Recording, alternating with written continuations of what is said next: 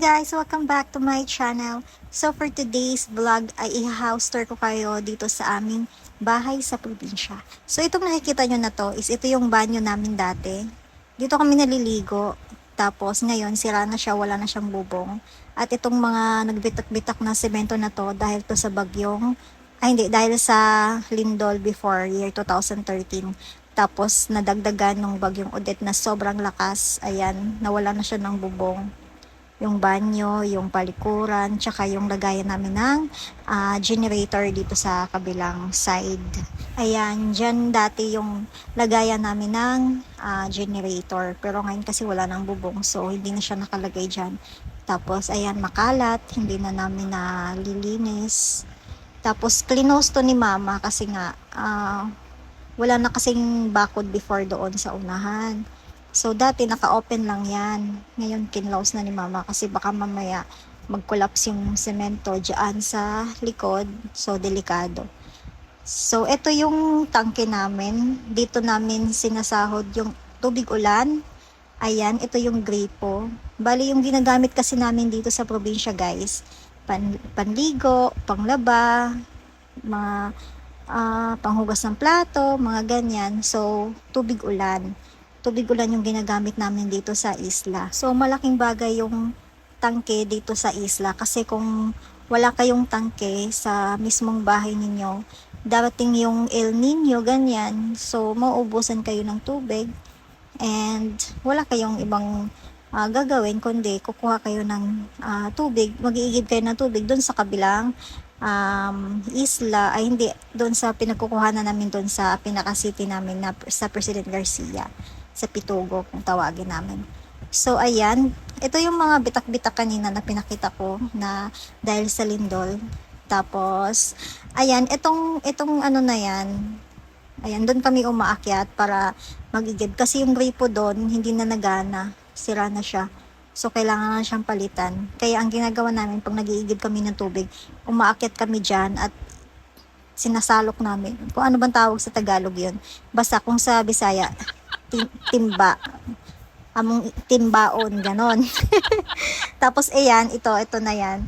Diyan namin nalalaman kapag ang tawag dito, puno na yung tangke kasi na siya, aapaw na yan siya dyan.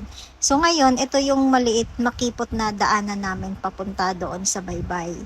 Diyan kami nadaan dahil nga mga maliliit lang naman kami. So ayun, kasyang-kasya naman kami sa maliit na space na yan.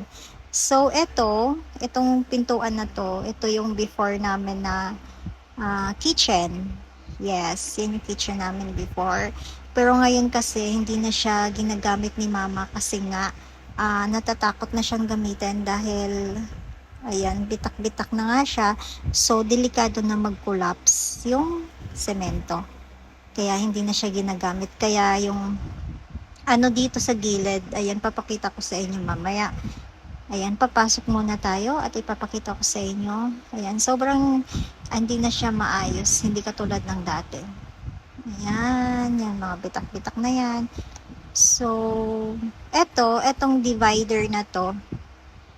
Ayan, lagay ng mga plato. Ito yung washing namin na hindi na masyadong nagamit. So, itong divider na to, hinarang yan doon sa pintuan, doon sa may sala namin. Kasi, para hindi pumunta yung mga bata dito sa kabilang side. Kasi nga, baka mamaya mag-collapse nga. So, ayan, papakita ko lang sa inyo. Ito yung tiles. Dito kami nagluluto dati. Ganyan. Tapos, meron kaming shilane dyan dati, nilagay namin dyan. Tapos cabinet, ganyan. So, madami nang kailangan talagang i-repair sa bahay na to. Halos lahat na kailangan iayos. So, ngayon, pinag-iipunan ko muna siya. Kasi kailangan talaga ng major ayos tong bahay na to. At parang gusto kong baguhin yung design niya. Pero ngayon, plano muna at tahimik muna tayo. So, ngayon, pupunta na tayo doon sa kabila. So, dito namin muna nilagay yung aming generator. Ayan, nandiyan siya nakalagay sa gilid. So, papunta na tayo doon sa aming terrace, balkonahe, or whatsoever, what you call that. Ayan. So, nandito na yung aming kusina. Nilipat na ni Mother. So, mamaya na tayo papasok doon at iikot muna tayo dito sa likod ng bahay. Ayan. So, dito kami nadaan. Minsan, madalas pala. Dito kami nadaan. Ayan, papunta doon sa dagat. Ayan, dagat na yun doon banda. Ayan. So, eto yung Poso Negro namin. Dahil di ba nga, doon yung banyo namin. Ayan yung banyo namin. So, ayun, ngayon nandito na tayo sa Baybay, malapit sa Baybay. Baybay, malapit sa Baybay. Ano pa talaga? So, ito yung kaninang nakaharang, di ba? Ito yung sinasabi ko. So, before pa, meron dyan, kubo, pahingahan, tapos dito yung kusina namin dati. Tapos ngayon, wala na. Nagbago na, marami na nagbago. Ayan. So, yung bakod namin for now is ganyan. Muna lambat, ganyan. Diba? Sobrang kailangan na talaga ng repair. So, from here, natatanaw natin yung dagat. So, ayun yung mga anak ko naliligo. So, ngayon, babalik na tayo doon sa kabila. Papasok na tayo sa kwarto, sa sala, at saka sa balkonahan. So, ayan, meron naglalaba dito. Si ate kasi naglalaba.